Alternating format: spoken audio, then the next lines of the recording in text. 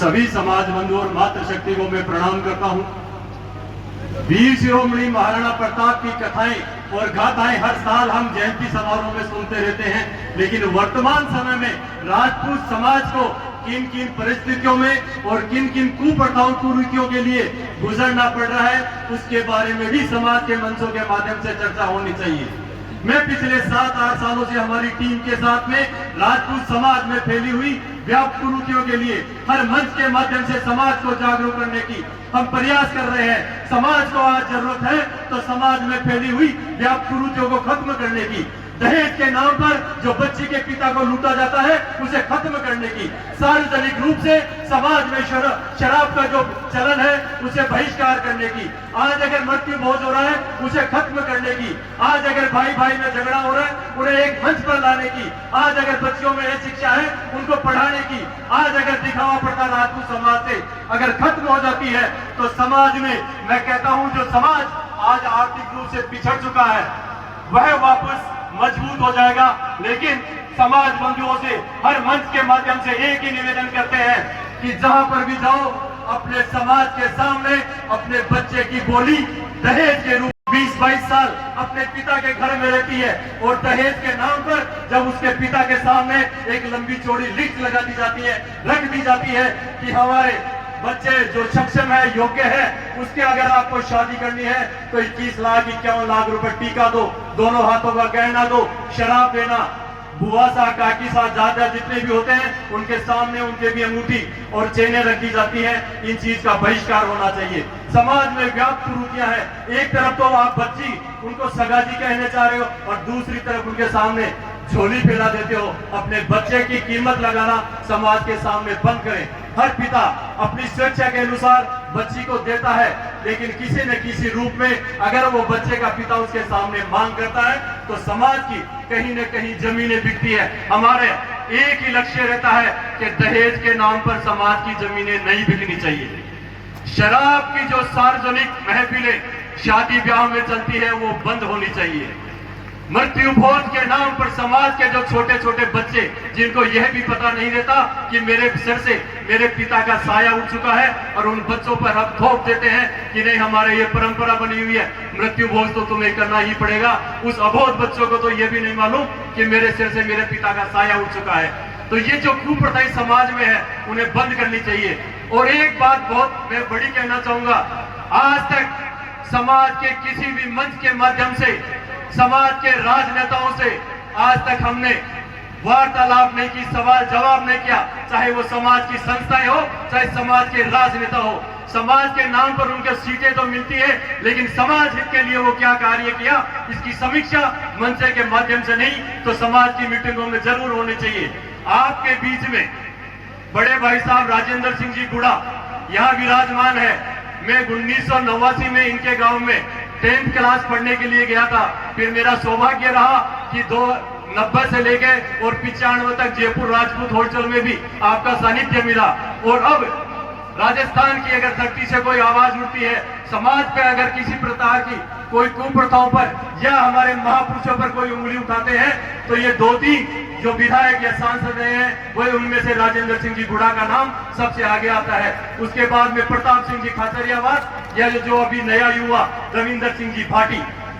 आज हमारे समाज के नेता समाज के टिकटों वो जो पार्टियों के नाम पर टिकट तो लेते हैं, लेकिन उन्होंने मौन धारण कर रखा है। कभी मीराबाई पर कोई टिप्पणी कर देता है तो कभी महाराणा सांगा पर कोई टिप्पणी कर देता है। जिनका खुद का कोई वजूद नहीं वो हमारे महापुरुषों पर उंगली उठाते हैं। लेकिन उस समय समाज के द्वारा जीते हुए वो विधायक वो मंत्री समाज के हर मंच के माध्यम से ये आवाज उठनी चाहिए कि आपको जब जनता यहाँ की चुनकर भेजती है, समाज के नाम पर आपको वोट मिलता है, समाज के नाम पर आपको टिकट मिलती है, लेकिन समाज का जब कोई मुद्दा आता है तो आप लोग मौन धारण क्यों कर लेते हैं।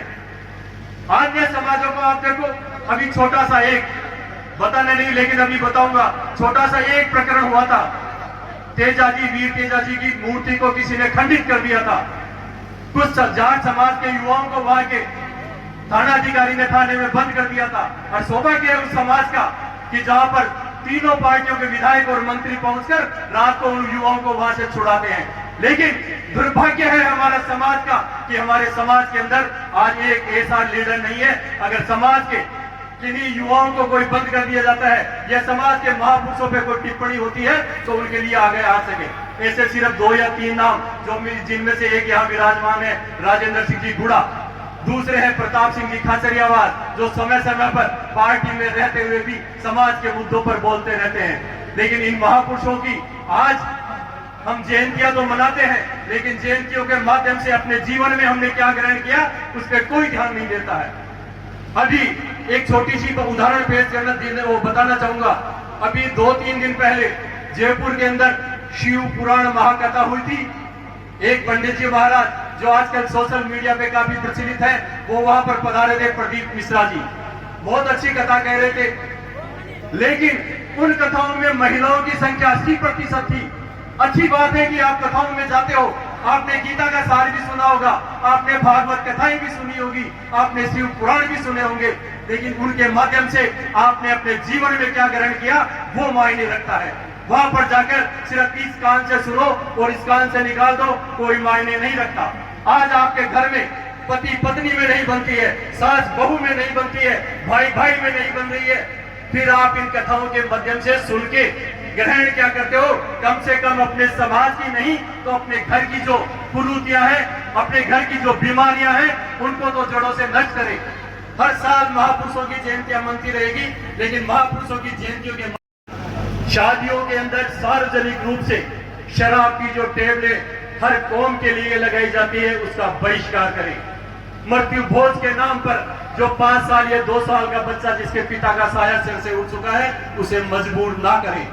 आज भाई भाई से बात नहीं कर रहा है, ऐसा कोई मुहिम चलाए कि भाई भाई के साथ बैठना शुरू कर दें। आज घर घर के अंदर कलह हो रही है।